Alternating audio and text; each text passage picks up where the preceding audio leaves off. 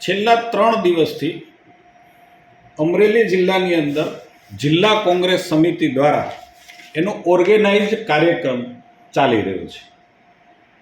કોંગ્રેસ દ્વારા આયોજિત આ કાર્યક્રમમાં અમારા તાલુકાના કેટલાક કાર્યકર્તાઓ અન્ય લોકો ગયા હોય, પરંતુ મારી સાથે દિવસ રાત સંપર્કમાં રહેલો કોઈ વ્યક્તિ, અને મને કહેવામાં પણ વાંધો નથી કે એક સરપંચ દાનુભાઈ, મેં નેચરલ વાતમાં જેની સાથે કોઈ પણ કામ માટે અમારી ગમે ત્યારે વાત થઈ છે, એને નેચરલ વાતમાં મેં એમ કહ્યું છે કે તમે કોંગ્રેસના સંમેલનમાં ગયા હતા, એમણે એ વાતને સ્વીકારી છે અને એમને કહ્યું છે કે હું તમારા સંમેલન પણ આવીશ.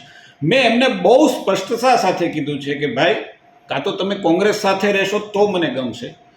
કોંગ્રેસ સાથે રહેવું હોય તો વફાદારીપૂર્વક કોંગ્રેસ સાથે રહેવું જોઈએ, ભારતીય જનતા પાર્ટી સાથે રહેવું હોય તો વફાદારીપૂર્વક ભારતીય જનતા પાર્ટી સાથે રહેવું જોઈએ. અને બહુ સ્પષ્ટ શબ્દોમાં કહું છું કે હું ભારતીય જનતા પાર્ટીનો કાર્યકર્તા છું, ભારતીય જનતા પાર્ટીનો ધારાસભ્ય છે, એ વાતનો મને ગર્વ છે. અને એટલે મારી સાથે વાતચીત કરનારા, મારા સંપર્કમાં રહેનારા તમામ લોકો સાથે હું ભારતીય જનતા પાર્ટીના હિતની વાત ચોક્કસ કહીશ.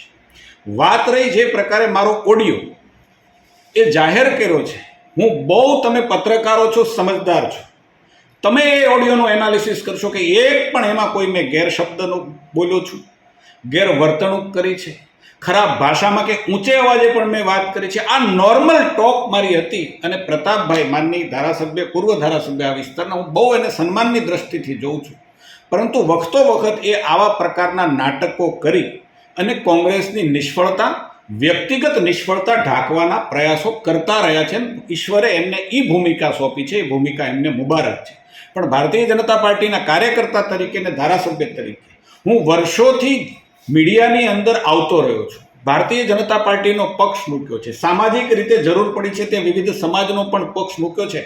આજ સુધીમાં મેં કોઈ પણ જગ્યાએ કોઈને ધમકી આપી હોય, કોઈ ગેરશબ્દનો ઉપયોગ કર્યો હોય, કોઈની સાથે ગેરવર્તણૂક કરી હોય, એવા પ્રકારનો એક પણ બનાવ આજ સુધી બન્યો નથી. ને આમાં પણ હું મીડિયા તરીકે મારી ચેલેન્જ છે કે એક પણ શબ્દ ખરાબ હોય તો જાહેરમાં માફી માગવા માટે મારી તૈયારી છે.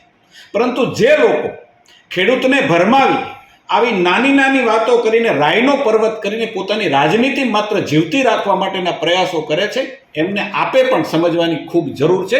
પ્રજા એમને સમજી ચૂકી છે, એટલા જ માટે એમને પ્રજાએ આ ભૂમિકા સોંપી. મારા વડીલ છે, મને જે પ્રકારની વાત એમણે કરી છે એ પ્રકારની વાત સુધરી જવા માટેની સલાહ આપી છે. ને એટલે જ મેં કીધું આપને કે એમને એ ભૂમિકા છે, એ આખા ગામને સુધારવા માટે નીકળ્યા છે. પરંતુ હું એટલું માનું છું કે સૌથી પહેલાં કોકની ઉપર આંગળી ચીંધી, એના પહેલાં આપણી પર પણ એક આંગળી ઓટોમેટિક આવી જતી હોય છે.